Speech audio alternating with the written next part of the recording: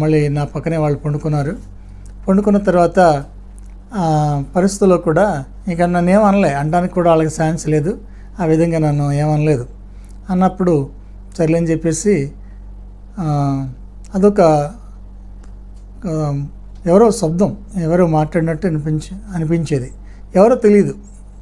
సర్లేని చెప్పేసి ఏం జరిగిందని చెప్పి ఆలోచించి నేను తెల్లారి ఉదయం కాలం లేచాను. లేస్తే మామూలుగా ఉంది. సర్లే అలాగా కొంతకాలం అలాగే జరిగిన తర్వాత ఒకరోజు నాకు తీవ్రమైన జ్వరం వచ్చింది. ఆ జ్వరం వస్తే దోళ్ళని నా స్నేహితులకి అప్పచెప్పేసి నేను ఇంటికి వచ్చేసి పండుకున్నా. దాదాపు 11-12 ఇంటికి వచ్చాను. ఇంటికి వచ్చి పండుకున్నాను. ఇక తీవ్రమైన జ్వరంలో ఒక శోభనం, ఒక